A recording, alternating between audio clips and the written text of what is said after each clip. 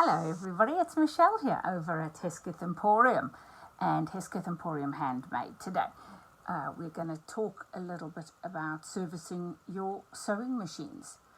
At the end of the day, your machine does a huge amount of work. It's a mechanical device which in most cases needs some attention.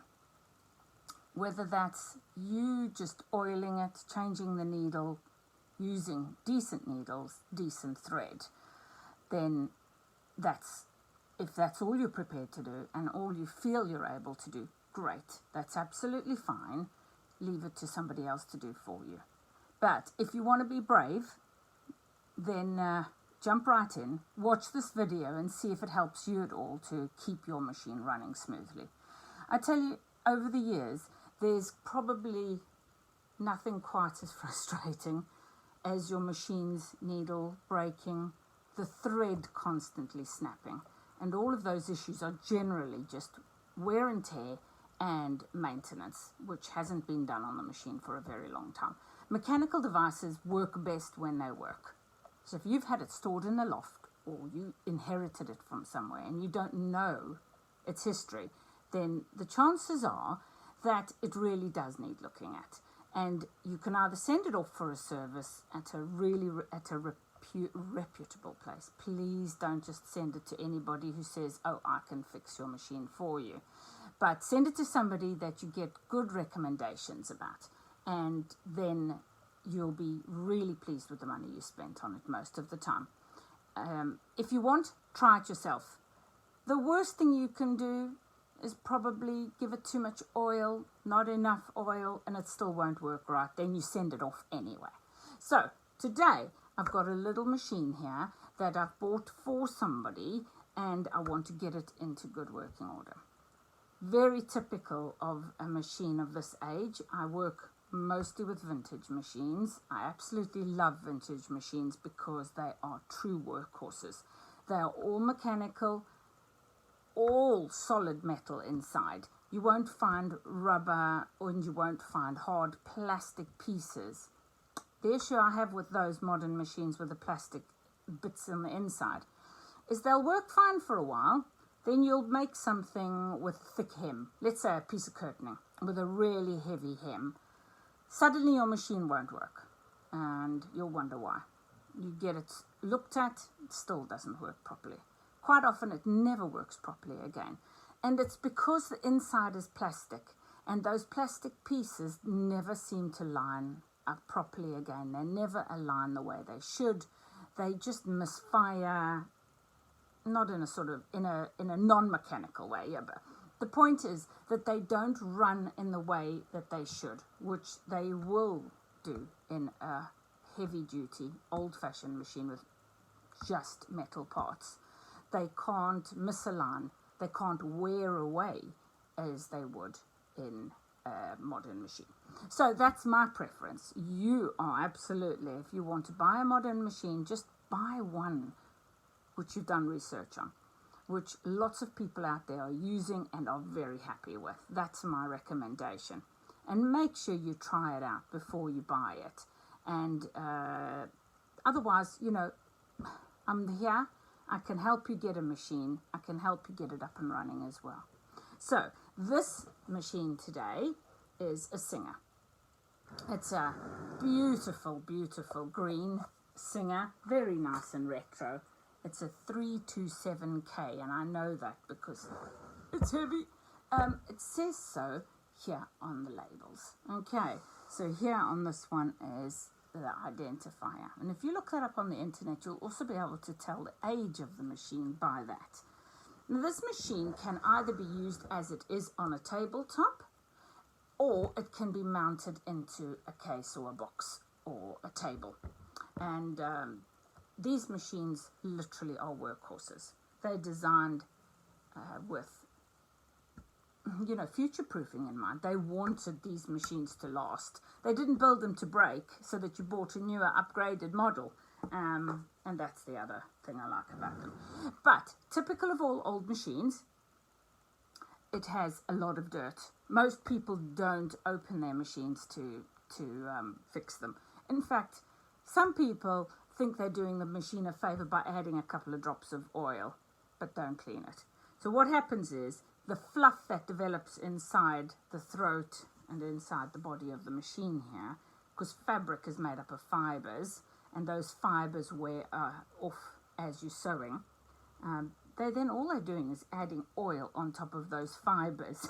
The fibers become more and more compact and cause great big lumps of fiber and oil, and that goes tacky, and it turns, sometimes some oils actually turn into like a hard glue, or I don't know, it's just a really hard fibrous thing. And if that gets into your machine's mechanical parts, then of course it's not going to work. So we're going to try and deal with that. Now, this is not the perfect camera setup, okay? I just have a phone and a tripod. So I'm going to point you downwards, looking at what I'm going to be doing. So, what do you need to service a machine? I happen to have a full toolkit, okay? But that's because I service tons of machines. You don't need that. Your basics of what you need are perhaps a spare light bulb for your machine. Get 2 different types. This is a screw fitting. You also get a bayonet fitting. So you need to buy the right light or lamp for your machine.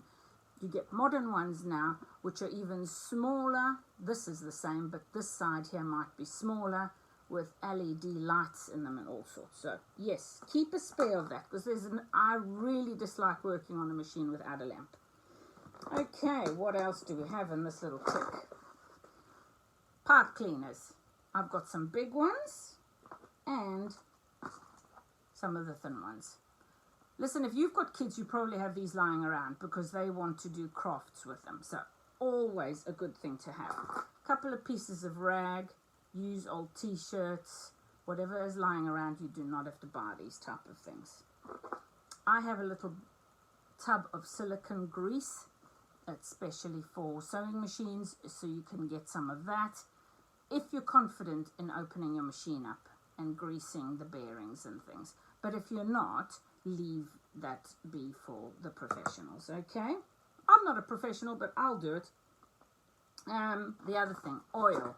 So oils come in very many varieties. Let me just lean over here and grab. This is a big bottle of oil. So, what does it say on it, peeps? Sewing machine oil. Please do not use any other oil other than fine machine oil. So this one is a sewing machine oil, but it's going to be very similar to an oil you'll get for clocks, for a clockmaker. So that's what this is. I love this little device because it actually has a very fine point on it. It's a needle, and you squeeze this tube because it is flexible, and you can administer or dose your machine quite nicely with that. Whatever it does, listen, your machine will have come with oil, but if it's really old, the oil, you might find has never been opened. That'll give you a clue as to when last it was serviced. If it's used up, quite often it's not because it's been serviced, but those bottles, once opened, never seal again. Take my word for it. So I keep a separate bottle of oil for all these occasions. I also have a set of screwdrivers. Most machines will use a flathead screwdriver, and some of them will also use a Phillips head. There are machines in my array of machines that also use hex heads and Torx and all that. So I've got all of that around here, but you just get what you need for your machine. Paintbrushes also, as you can see from the color, stolen from my grandchildren's crafty section. Any sort of paintbrush will do though. I have a couple of them in different shapes and different sizes just to get into different places. So that, if you want to clean the body of your machine gently, a soft toothbrush. Okay, that'll do nicely. What else is in here? Nothing else I think that you need for servicing a machine, apart from good light and electricity, obviously. And I'm just going to get a few extra tools out here and lay them on the table for in case. As you can see, I've got some more paint brushes, all different shapes and sizes. I'll put that down on the floor now. First thing, what do I do first? When I get a machine in, I don't take it for granted that it's actually working. I actually have to assume that there's something wrong with it and that it's not working. I don't want you to pull your machine apart, do all that work, plug it in, and it doesn't actually work. Could be as simple as a fuse. It could be as worse as the machine is completely seized up. One sure way to tell whether your machine's motor has had it, in other words, it's burnt out, is to smell it. On these older machines, they're really well built into the body. But generally, anywhere where the cable goes into the machine, if it's burnt, that burnt acrid smell doesn't seem to go away. So you should smell if the motor has burnt out. If that's the case, you need to get your machine looked at, okay? If you've got somebody who's really mechanical, I put myself sort of in that category. I'm happy to change a motor on these machines as well. However, for most people, it's a bit intimidating.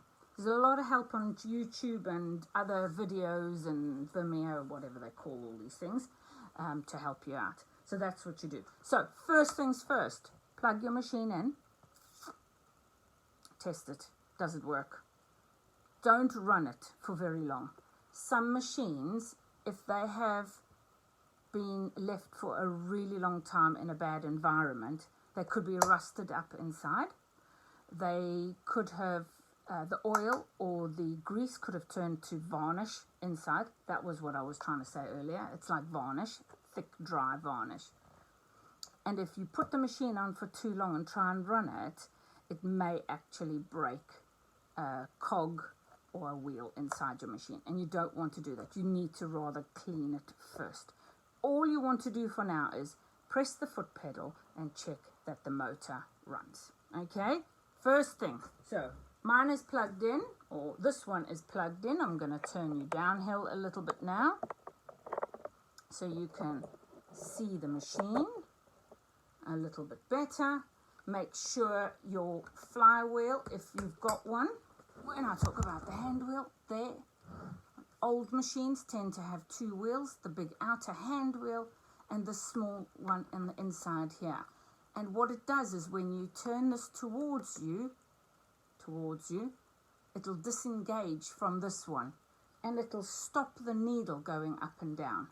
That's so that the bobbin can be wound.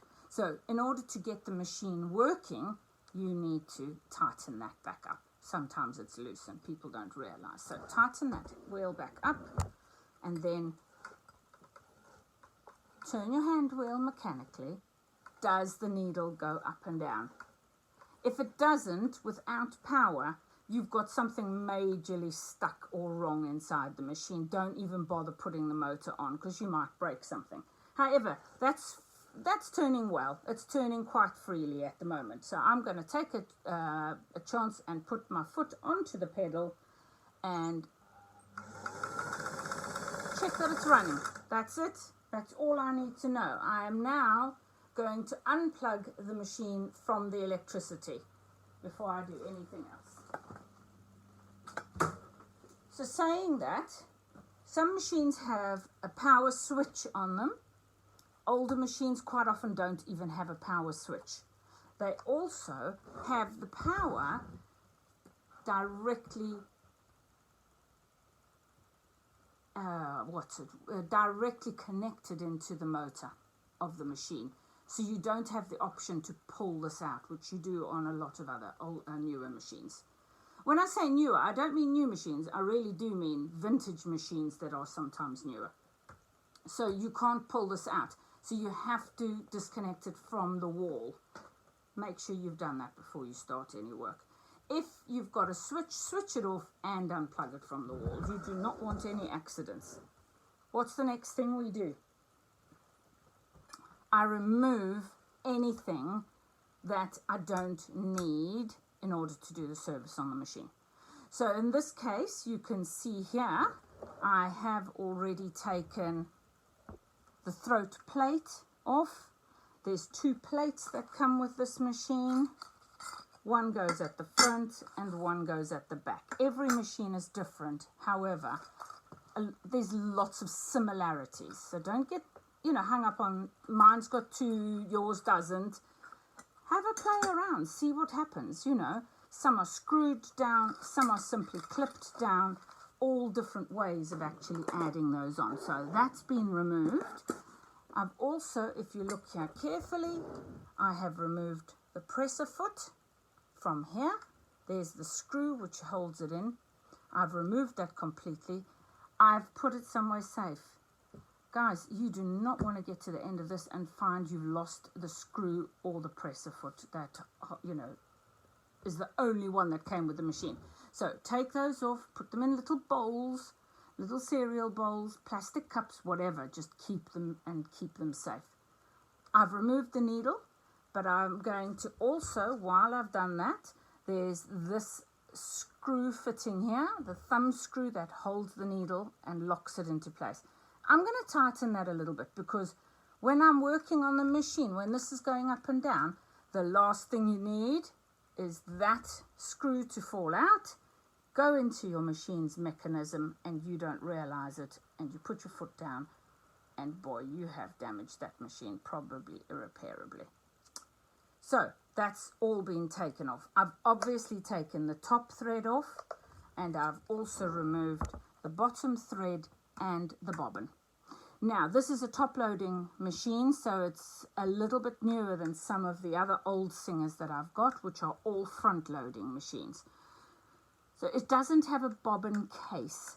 It does have a bobbin case, but it's fixed in place here and the bobbin fits into that. Whereas some of you will have a bobbin that you take out and it's in a case. So you take both of those out and you're probably ready to go. So this machine has been pulled apart now. Everything is taken off that needs to come off for right now. And I am ready to start with the cleaning. So what am I going to do first? I now know the machine works mechanically. I know it works with the power, so the motor is fine. First things first. A vacuum cleaner, if you've got one, is a fantastic help when it comes to cleaning these. I'm not going to use it today. I do have one in the sewing room, but I'm not going to use it because of the noise, that's all. But please don't follow the advice of some people who say get a can of spray air. No, absolutely no, all right? Do not spray your machine with air. If I had a compressor and I brought it in here, and if you can have a look inside this bobbin race, I don't know if you can see there, it is filthy. Right. Where do you think that dust and that dirt is going to go? Quite often it travels all the way along into a part of the machine, possibly here, that I have absolutely no access to without pulling the entire machine apart. If there's a broken needle or a pin that's snapped off inside there, all you've done is blown all of that rubbish and potentially shards of metal into the mechanism here. And once again, you will have damaged the machine. So please, no blowing. I know it's a temptation. I do it sometimes. Don't blow into your machine. Not only does it, cause that problem, but you're putting spit, which is, not ideal. It's a wet thing into your machine. Don't do it. That's what these are for. These are all to grab all of the dirt and your brush. What I find is get rid of the surface dirt first. That's the quickest, that's the easiest. Just grab your brush and start brushing. If you've got a vacuum cleaner handy, wow, it's such a help. Get that vacuum cleaner and while you're doing this, put the nozzle of the vacuum cleaner right in here and actually suck all that dirt out. Now, I say I'm not going to use a vacuum cleaner, but boy, this machine is bad. I mean, it's got a pile of dirt in it that's been in here for a very, very long time. So what I might do is cut the video off here, go away, and just give it the thorough clean it needs. Now, every single nook and cranny in here needs to be clean. And I can promise you, when you think it's clean and you turn that hand wheel to get to a different part of the mechanism, there'll be more dirt. Doesn't matter how often and how well I clean a machine, I never seem to get all of the dirt all at once. So keep going until you have actually got all the dirt. There's so many dust bunnies down here and fibers that I'm going to be a while. So this is the end of video 1, to be continued with once you have cleaned the major dirt out of the bobbin mechanism, whether that's a top loading or a front loading. Lie it on its side or its back if you've got a front loading machine, so you can have a really good thorough clean in there.